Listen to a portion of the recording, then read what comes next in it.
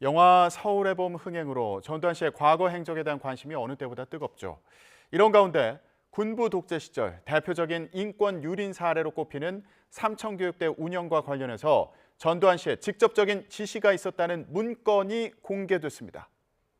구체적인 문건으로 확인된 건 처음이라고 하는데요. 자세한 내용, 또 어떤 의미가 있는 건지 이 문건을 공개한 진실화해를 위한 과거사정리위원회 이상훈 상임위원과 얘기 나눠보겠습니다. 안녕하십니까? 예, 안녕하십니까? 네. 자, 진실화해위원회에서 삼청교육대 관련한 문서를 이제 확보를 하셨고 이게 어떤 의미가 있는지 얘기를 해볼 텐데 일단 시청자 여러분들 중에서 삼청교육대가 좀 낯설다 싶으신 분들도 계실 것 같아요. 네. 예, 어떤 이게 뭔지 네. 설명 먼저 해주시죠. 전두환 씨를 중심으로 해서 설명을 드리면은 전두환 씨가 대통령이 된 게 1980년도 8월 27일입니다. 그 한 달 전에 8월 달에 본인이 이제 정당성이 없지 않습니까? 예. 12.12로 이제 쿠데타로 했고 5.18 민주운동 때 좀 진압을 강압적으로 했고 이런 정당성이 없기 때문에 여러 가지 정화 사업을 하는데 그 중에 하나가 불량배 소탕, 예, 불량배 조직폭 아니면 불량배 이걸 소탕하겠다라고 해가지고 무려 4만여 명을 군대에 보내가지고 각종 훈련 명목으로 가혹행위라든지 아니면 여러 가지 인권 침해를 했던 사건이 바로 삼청교육대 사건입니다. 예. 불량배를 소탕해서 사회를 정화하겠다 이렇게 내세웠지만 사실 거기에 간 사람 중에 무고한 시민들도 있었던 거 아닙니까? 저희가 실제로 조사를 해보니까 불량배라고 하면 전과자가 기본적으로 돼야 될 것 같은데 저희가 계산해 본 바로는 35% 정도 그분들은 아예 전과도 없었습니다. 그러니까 불량배라는 명분인 거지 예. 그 다음에 실질적으로 현장에서 발생하는 거는 대부분 무고한 시민들이 상당히 많았다라는 것이 예. 이제 조사 결과에서도 밝혀지고 있습니다. 그리고 엄연히 사법 체계가 있는데 지금 그걸 벗어난 시스템을 통해서 사람을 벌했다 이것도 문제였던 거 아닙니까? 그렇죠. 그러니까 현장에서는 목표 실적을 주어지고 계속적으로 검거해라 이러니까 영장도 필요 없으니까 마구잡이로 막 검거하게 된 거죠. 예. 그러면 이 삼청교육대에서는 어떤 활동이 있었던 겁니까?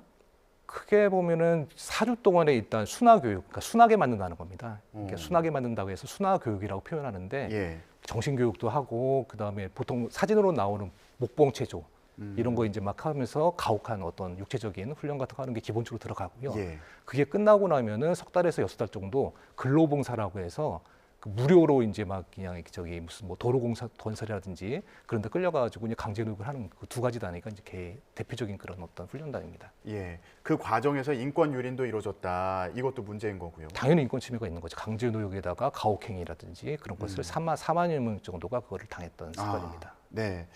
자, 진실화해위원회에서 이 삼청교육대 운영 과정에 전두환 씨가 직접 개입했다 이런 증거가 있는 문서를 이제 확보를 하신 건데 어떤 내용이 담겨 있는 건가요? 비유한다고 하면은 저희가 이제 5.18 민주화운동 때 발포자를 아직까지 정확하게 특정을 못 하고 있지 않습니까? 예. 그러니까 대충 30 있는데 정확하게 누가 그럼 했을까가 특정이 안 되는데 삼청교육대도 막연하게는 전두환 씨가 대통령이 되기 직전에 했지 않았을까라고 그렇게 얘기는 오갔는데 예. 구체적으로 전두환 씨 도장이 찍힌 것이 이번에 처음으로 발견이 된 겁니다. 삼청교육대가 1980년 8월부터 있었던 거죠. 네. 12.12 군사 반란이 79년 12월이었으니까 네.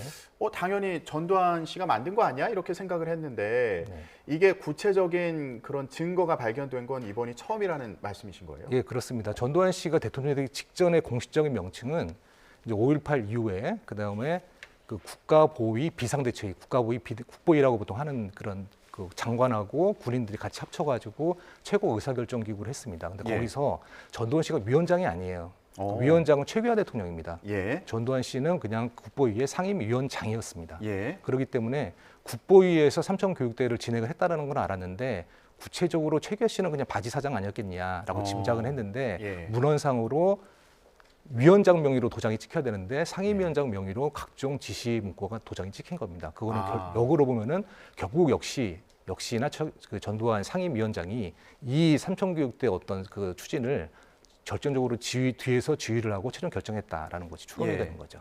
최규하 대통령이 위원장이었고 당시에 전두환 씨가 상임위원장이었는데 저희가 조금 전에 보여드렸던 그 그래픽을 보면 저게 국보위 상임위원장 강조사항 저렇게 적혀 있는 거예요. 네네. 그러니까 결국에 전두환 씨의 지시 내용이다. 네네. 이렇게 볼 수 있고 그 내용을 보면 자, 본사업. 이 본사업이라는 게 삼청교육대를 지칭하는 거죠. 네. 이 본사업은 국보위 사업 중에서도 핵심 사업이다. 이렇게 되어 있고요. 본인의 과오를 회개하도록 하고 정상적인 사회인으로 만들기 위한 순화교육은 개과천선을 위한 정신교육과 병행하여 강한 육체적 훈련을 실시한다. 이런 내용이 이제 들어있으니까 이게 결국에 전두환 씨가 이런 활동과 관련해서 직접 지시를 내린 거 아니냐, 요걸 확인할 수 있다는 말씀이시군요. 네, 그렇습니다. 자, 그러면 이 문서와 함께 또 다른 문서도 이번에 또 확보를 하신 거죠. 네, 두 가지 문서를 이제 예. 확인했습니다. 요거는 어떤 내용이 담겨 있습니까? 그 문서를 보시면은 수신이 법무부 장관으로 돼 있어요. 그러니까 보통 만약에 상임위원장이 치안 유지를 위해서 불량배 소탈한다고 하면 내무부 장관에게만 지시를 해야 되는데 법무부 장관까지 이제 여러 가지 지시를 했다는 것은 그만큼 최고 권력자의 힘을 이제 뒤에서 모든 의사결정을 했다는 거고요. 예. 그럼 법무부 장관에게 무슨 지시를 했느냐? 저희가 조사를 해보면은 이제 검거를 이제 영장 없이 검거를 한 다음에 구속을 딱 된 다음에 시킨 다음에 너 재판으로 보낼까 아니면 삼청교육대 보낼까 이걸 또 물어본답니다. 그리고 삼청교육대 가면은 풀어줄게, 불기소해줄게. 이렇게 현장에서는 그 삼청교육대를 많이 보냈다고 하는데 예. 이런 시스템을 누가 그러면 최종적으로 지휘를 했을까라는 것이 저희 쪽이 조사하는 과정에서 약간 의문이었습니다. 근데 이번에 발견된 문서에서 예. 구속된 피의자 같은 경우에서는 일단 불기소 처분을 이제 하는 걸로 했을 때 어떤 프로세스를 해라라고 법무부 장관에게 전두환 상임위원장이 지시를 한 겁니다. 그 문건이 나왔던 거고 그러면은 사람들이 끌려고 갔을 때 전체적인 프로세스는 전두환 상임위원장이 다 지시를 했구나라는 걸 추론하게 되는 거죠. 그런데 여기서 또 의문이 드는 게 아니 뭐 잘못한 사람을 구속해서 이제 수사를 하는 경우에 뭐 이후 절차는 법으로 정해져 있는 거잖아요. 근데 이거는 그걸 벗어난 시스템을 통해서 사람을 분류하고 이 삼청교육대로 보내서 뭐 훈련 명목상 그런 뭐 정화를 위한 훈련 뭐 이런 거를 진행했다는 거잖아요. 그렇죠. 정상적인 프로세스가 필요한 거는 자기가 억울함을 호소할 수 있는 절차가 마련돼야 되거든요. 정상적인 절차에서는 그 절차가 되는데 이렇게 일단 끌어놓고 만약에 넘길래 아니면 삼청대 갈 때 이런 식으로 되면 사람들은 아무리 자기가 죄가 없다고 하더라도 삼청대 가가지고 불기소되는 게 낫다라고 해가지고 그쪽으로 가게 되는 거죠. 예. 만약에 그렇게 해서 삼청교육대에 간다. 그러면 이거 뭐 갔다가 큰 피해를 입은 분들도 계시지 않습니까? 두 가지 피해로 나눌 수 있을 것 같습니다. 그러니까 현장에서 가혹행위를 당해가지고 자기 육체적 고통이 늘어나는 그런 고통이 하나가 있을 거고요. 그리고 끝난 다음에 또 이제 도로 건설이라든지 동원돼 가지고 건설했을 때 그런 피해도 있지만은 저희가 중요하게 보는 피해는 그 이후에 퇴사한 이후에 집으로 가서 겪는 피해. 그러니까 왜냐하면은 일단 후유증이 남아요. 후유증이 남는 게 그분들이 나와가지고 가정에 돌아가면은 가정 폭력이라든지 아니면 음주라든지 그리고 이혼이라든지 가족들하고 같이 공통적으로 겪는 피해가 계속적으로 나타나는 겁니다. 예. 그게 그분들의 이제 평생에 이제 한이 되는 피해라고 볼 수 있는 거죠. 예. 자, 이런 그 삼청교육대 운영과 관련한 지시 문건에 전두환 씨의 도장이 찍혀 있었다. 네. 예, 직인이 찍혀 있었다. 그리고 이것이 국보위 상임위원장의 강조 사항이라고 이렇게 또 적혀 있기도 했다. 이런 걸 통해서 전두환 씨가 직접적으로 지시를 한 거 아니냐? 네. 이걸 이제 확인할 수 있다는 말씀을 해주셨고요. 지금 이제 특별 순화 교육의 내용에 대해서도 이제 설명을 해주셨고, 근데 이번에 그 삼청교육대 추가 피해 사례도 나왔다고 하더라고요. 어떤 피해 사례가 새롭게 나온 겁니까? 추가 피해 사례는 굉장히 다양하게 지금 나오고 있습니다. 그러니까 가장 억울한 사람은 한 번만 끌려가도 오래 죽겠는데 두 번이나 끌려간 사람이 계속 나오는 거예요. 그러니까, 그거는 왜 그런 거예요? 그러니까 기본적인 거는 단속 실적이 중요하기 때문에 일단 한 번 찍힌 사람 같은 경우에는 다시 한 번 또 끌고 가고 하는 경우가 계속 발생을 하더라고요. 그래서 저희가 이번에 90명을 이제 진실 규명했는데 예. 그 중에 4분 정도가 다시 2번이나 끌려간 사람으로 이제 확인이 됐습니다. 예.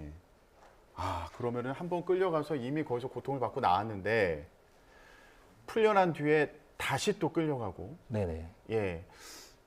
뭐 특별한 잘못이 없더라도 그렇게 끌려가서 또 고통을 받다 나오고 뭐 이런 경우들이 있다는 말씀이신가요? 그렇죠. 사실 이 그 폭력배 어떤 좀 그 폭력배 단속 같은 경우는 국가가 당연히 해야 될 겁니다. 치안 유지를 당연히 해야 되는데 예. 특정 기간에 아주 집중적으로 뭔가 하려고 하는 거는 그만큼 다른 목적이 있었던 거고 그 예. 과정에서 무리한 어떤 단속 실적이 나올 수밖에 없습니다.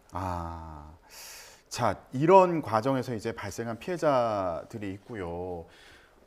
이런 피해자들을 위한 조치도 당연히 있어야 할 것으로 보이는데 지금 어떤 상황인가요?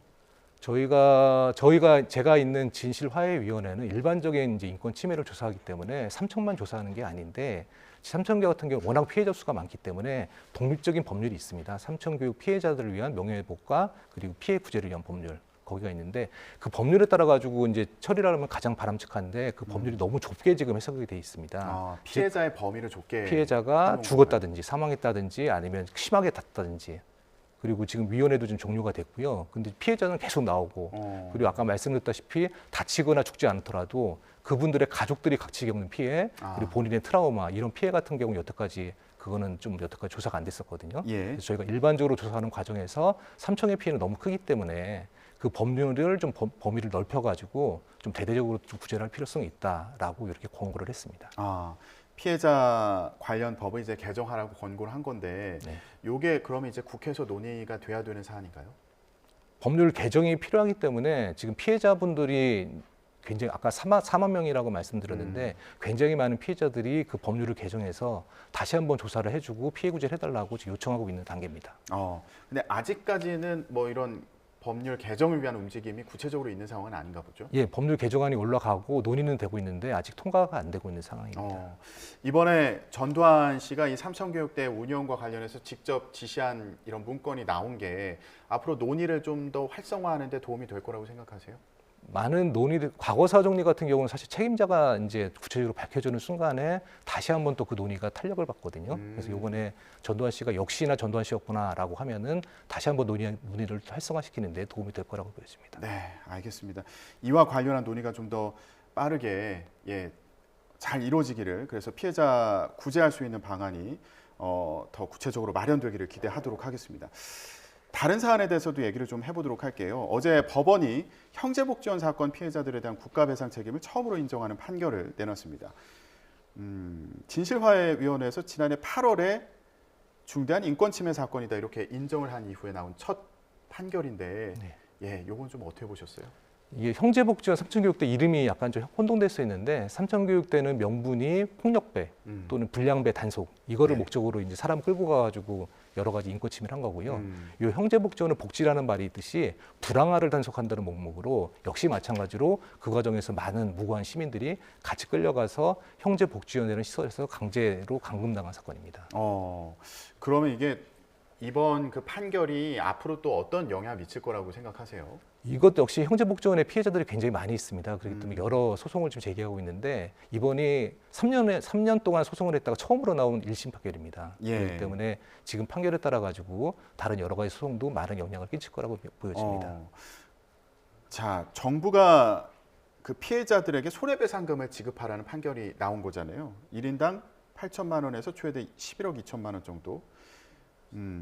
이게 원고들이 청구한 금액의 한 70% 정도 인정을 받았다고 그러더라고요. 네, 그렇습니다. 그러면 상당한 의미가 있다 이렇게 평가할 수 있겠군요. 어떻게 보세요?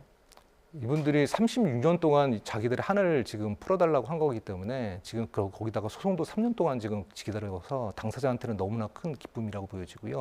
그리고 현재 소송을 대기하고 있는 많은 그 피해자분들도 이제 뭔가 다른 세상이 왔구나라고 많은 기쁨을 전하고 있습니다. 근데 이 사건과 관련해서 뭐 추가적으로 뭐 더 구제가 필요하다거나 지원이 필요한 부분이 있습니까? 지금 현재 부산시에서 일부 긴급 자금을 좀 지원을 좀 해주고 있는데요. 이분들이 지금 보면은 대부분 절반 이상이 수급자십니다. 굉장히 생활이 어려우시고 많은 분들이 결혼도 지금 아직까지 못 하시고 그렇게 외롭게 지내시고 있기 때문에 당장의 어떤 그런 지원이 지금 절실하게 요구되는 상황입니다. 알겠습니다. 이번에 나온 그 법원의 판결이 앞으로 이런 비슷한 사안에도 긍정적인 영향을 미치기를 기대해 보겠습니다. 지금까지 삼청교육대 그리고 형제복지원 사건과 관련해서 진실화해를 위한 과거사 정리위원회 이상훈 상임위원과 함께 얘기 나눠봤습니다. 말씀 고맙습니다. 고맙습니다.